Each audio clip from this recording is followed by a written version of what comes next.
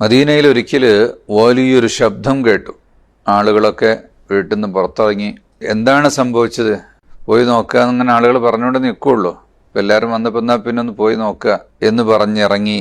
അങ്ങോട്ട് പോകാൻ ഇവരങ്ങോട്ട് പുറപ്പെട്ടപ്പോഴേക്ക് തങ്ങൾ ഒരു കുതിരപ്പുറത്ത് അങ്ങനെ തിരിച്ചു വരുന്നുണ്ട്.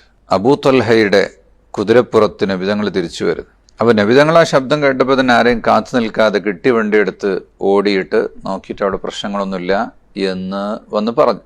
അങ്ങനെ അപായ സന്ദർഭങ്ങളിലോ അങ്ങനെയുള്ള ഒന്നുണ്ടായാൽ തങ്ങൾക്ക് പേടിയുണ്ടായിരുന്നില്ല, സധീരം ഇറങ്ങുമായിരുന്നു.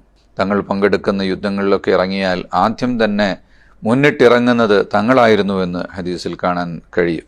ഇമ്രാൻ ഇബ്നു ഹുസൈൻ റളിയല്ലാഹു പറയുന്നു, മാ ലഖിയ റസൂലുള്ളാഹി സ്വല്ലല്ലാഹു അലൈഹി വസല്ലം കതീബതൻ ഇല്ലാ കാന അവ്വല മൻ യദ്രിബ്. ഒരു സമര പോരാട്ടത്തിന്റെ വീതിയിൽ അത്തരം ഒരു സന്ദർഭത്തിൽ എത്തിച്ചെന്നാൽ തങ്ങൾ തന്നെ മുന്നിലിറങ്ങി പോരാടുന്നത് നമുക്ക് കാണാൻ കഴിയുമായിരുന്നു.